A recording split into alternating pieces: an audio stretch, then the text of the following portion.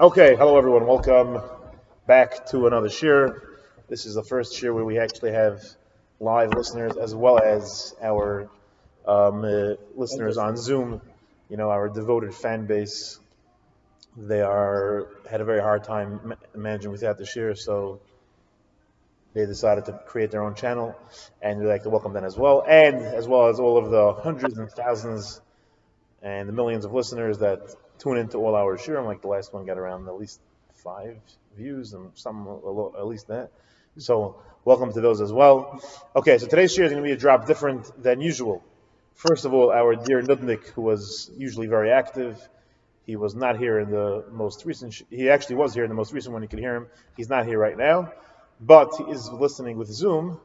But I will see if Zoom, if Nudnikoyus works with Zoom or not. So this is actually a case. This is going to be a good study to figure out if how much being a Nudnik actually works. So now via Zoom. So now the question, today's lecture, it's more of a lecture than a shir. It's a very different format than usual. Usually, I go through the subject and to paraphrase Moshe, yes, I've taught you all I know. There ain't no bishul and a kli shlishi. So I basically tell you everything I know on the subject.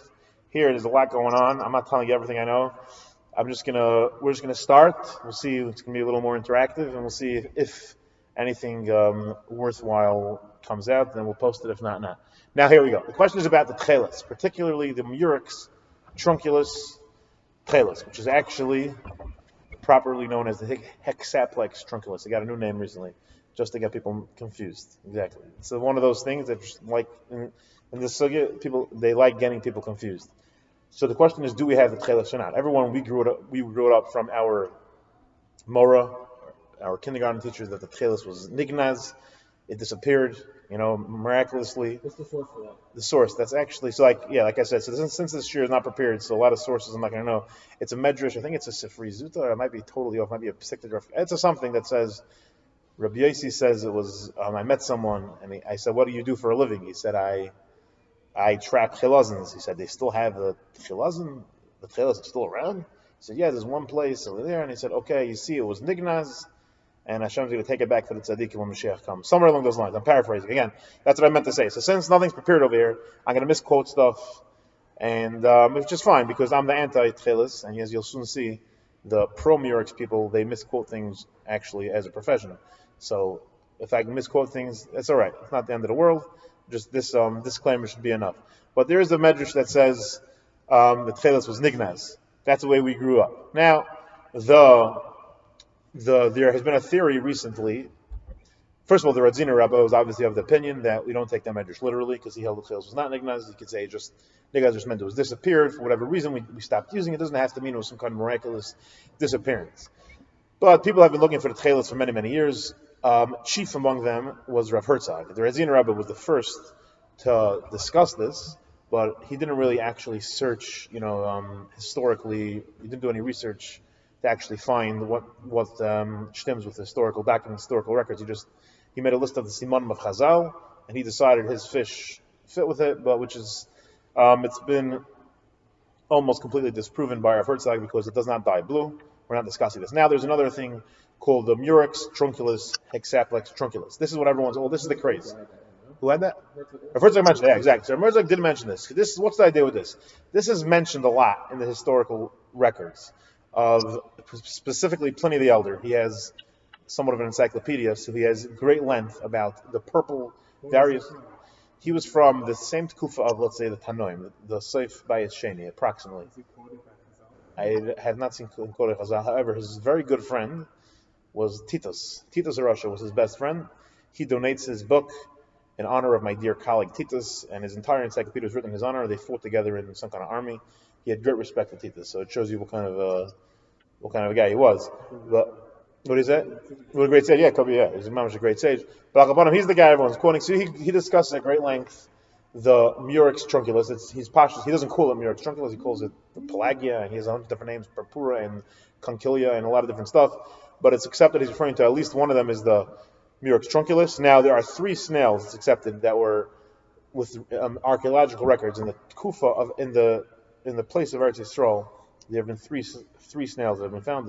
This trunculus, the The other guy, the Hashmonia, whatever, the red one, and the other one, what are the names? Murex is the Murex brand race, and Teis Hashmonim, I don't know. Somewhere along those lines. There are three of them. So the other two don't dye anything close to blue. They're reddish purple or clear purple. This one has the most indigo in it, which is a dye which makes blue. So it could make somewhat of a darker purple closer to blue. So there's a lot of theories that perhaps this was the techeiles, because again, archaeological records found heaps and heaps of these shells, all these types of three in that location, and also the Gemara says that the techeiles was found from between Sulam, Haifa, something. Yeah, like I said, I don't have it written down, and these locations fit.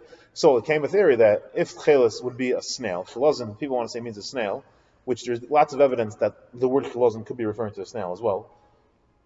It doesn't say anywhere that chilazim of techeiles is a snail, but it says chilazim means snail. So they decided, so if it's a snail, and we found, so then there should be evidence for it, and this is what we found. So it must be this is the techeiles. And the proof goes further. They claim, if you look in that first proof is actually the basic proof, which the current historian, in other words, the researchers, the academics, this is basically the only proof they say to categorize this as the techeiles.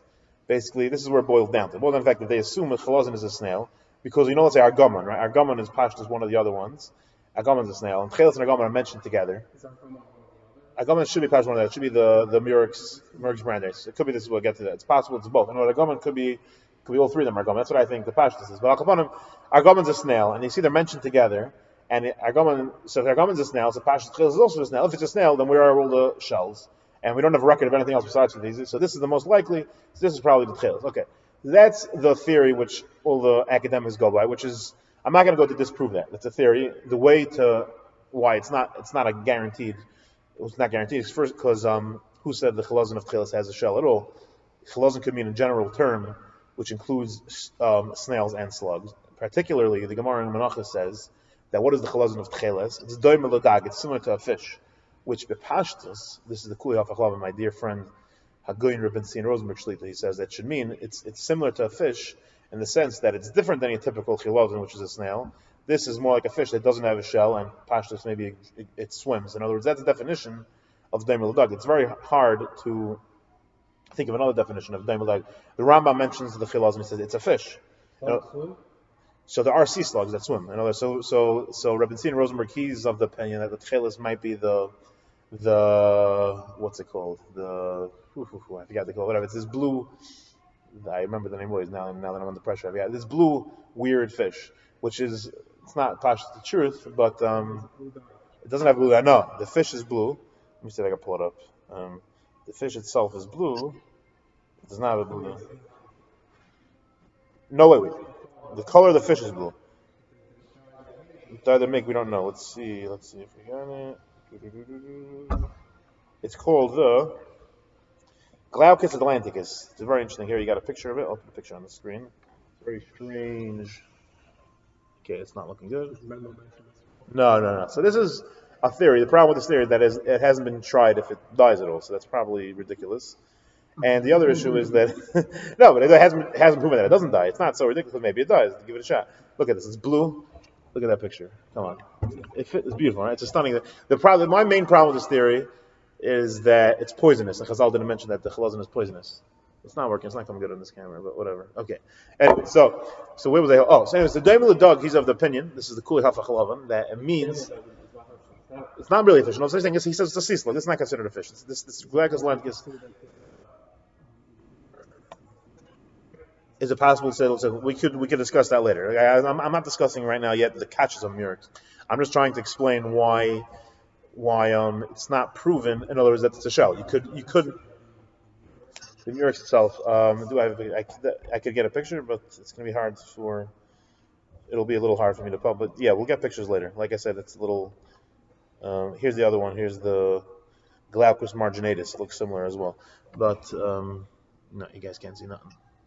Anyways, so the Murex people want to say it's the shape of a fish. I'm just bringing down his pshat and daimel dag, not to prove that there's no shell. You could just to say that a possibility that there's no shell. Why there wouldn't be a proof from all the mounds they found that does not have a shell. Right? Exactly. This is Rosenberg's shita. In other words, that's as possible. So what I'm trying to say is that the scientific theory, the academic theory, makes sense, but I don't think it's a proof because you could say there's no shell, and that's why there's no. They didn't find it. Now let's discuss what you find in the. So this is not 100%.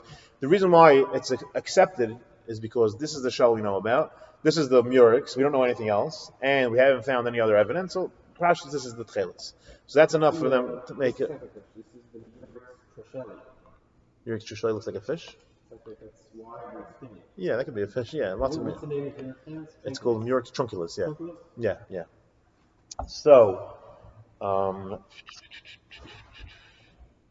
yeah. So now this is very important. Pliny the Elder, like I said, he was written in the Sefer Bayit He is the one that elaborates the most on the techeiles. Now he mentions purpura and conchilia quite very often, which is translated as purple by all dictionaries. Now, these contrastum, which came out recently, they came out with new theories to prove it. In other words, like we said before, was the academic theory why it's accepted that the Murex is techeiles, but it's not like we said, it's not 100% proof. It's just the way academics work. That's enough to reach a consensus that till you have something else, which is very logical where they're coming from. In other words, they don't know anything else, so why not assume this is it? Is that 100%? No. Many of their views are not 100%. But however, that's what I'm trying to bring out. The academic view and the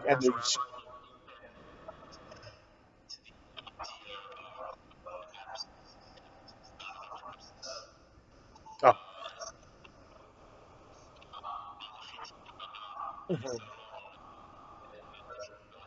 Okay, so Baruch Hashem, the Zoom is actually working very well, so our Nubnik is booming. You want to know what is what's wrong with wearing it? So you're jumping ahead of yourself because I'm here first to discuss what's going on, and then I'm not going to give you my personal opinion. We're trying to first figure out what do we have. So as of now, we have a possibility that it's the techeiles. What's that?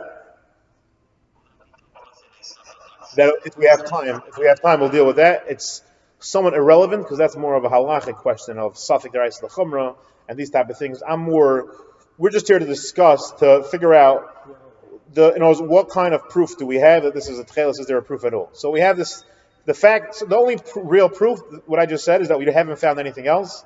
That's the only proof that there is, and I don't think that's enough of a proof at all. Especially as we'll soon see that this dye is purple and not blue. So that's what you have there. Now the contrastum, they are of the opinion, not just that it seems it's they're 100% sure. They convince you. They write that it's 100%. This is the techeiles. They got 199.9. And if you argue, you don't know what you're talking about. You're just fooling yourself. Now, what's their major proof? They say that it's clear that this dyed blue in the times of Chazal. And if it dyed blue in the times of Chazal, and it was very commonly used in the times of Chazal by the Goyim, and techeiles was also very commonly used. So how is it possible that you had this blue chilazim, which was dyeing blue in the times of Chazal? Now Chazal, when they discuss the techeiles of tzitzis, they say techeiles in aksher. The Tosefta says in aksher element of chilazim. It's only kosher from a chilazim, and it doesn't specify which chilazim. So if there was another chilazim out there, and I was assuming this is the wrong one, so Chazal should have had to say it's only kosher from the chilazim, but not this one. The whole entire world is running after. In other words, this Murex trunculus, which was being very commonly used, was being used for blue. So why didn't Chazal say that one's possible? Only use this imaginary, which we don't know. If you're going to say the techeiles is some imaginary thing called the Glaucus Atlanticus, they should say the techeiles is only kosher from the Glaucus Atlanticus, but not from what everyone else is using as blue. So they say, if so, it's a raya brura. Now, we'll discuss that. They did not find anything. We'll discuss it later. They did find blue garments, which is not from the other two snails, which could be from this snail. That's as much as they found. And so we'll discuss that later. So what's the proof it was used for blue? So like I said, you check the historical records, no one says blue. So the contrastum, particularly Lulis, Techeiles, Levusha Aron, Chaisim Shalzav, they have what would be categorized as your typical conspiracy theories. They go around, try to dig up words which could mean possibly blue, and they stick it in. Like I said, you take out the Oxford Dictionary, any translation of Pliny the Elder is purple, purple, purple. There's all various shades of purple. Now, we'll get soon to a little more exactly about the words of Pliny. But so just first, as I'm just saying that no academic today says that there's any record of blue in any of the historical books. In other words, even the people that agree, which is techeiles, such as Dr. Namas Kenik, she's a very well-respected archaeologist. She's the one that discovered this the clothing which was dyed, the fabric which was dyed blue, she writes in her thesis clearly that there's no historical record ever mentioning that it was used for blue. She says must be the Gentiles did not use it for blue in that kufa, only the Jews used it, but Pliny didn't mention it because blue wasn't a color. Now, they found blue. We don't know for sure what it's from. We don't know for sure. They say that all the academics say it must be from the techeiles because what's the reason? Because they, like I said, they only deal with three. They only have three. Oh, so they proved it's not from Kalilan because Kalilan has basically just indigotin, which is a certain dye. It doesn't have. It's called monobromo indigo and dibromo indigo. It's different chemicals. Now, so they proved based on that it did not come from Kalilan. Now, they also proved based on the level of monobromo indigo found in there and indigotin that it's not from the Murex brand race or the other guy, the Chashma, whatever his name was. So they say must be it's from the third one because process elimination. But if there's a possibility that there's a fourth one, that a magic one that was nignaz, they did not prove anything. In other words, they just don't, like the way academics work is they don't take that into consideration. They're like, they go on what we know. They don't think nignaz. They don't care. Chazal said nignaz, whatever. What do they give a hoot about Chazal? They don't work. They go by archaeological evidence. They cannot prove this came from the Murex. They can prove presumption it's the Murex, and they know they found plenty of shells, and the only ones they found was the Murex and some other ones. They never found anything else.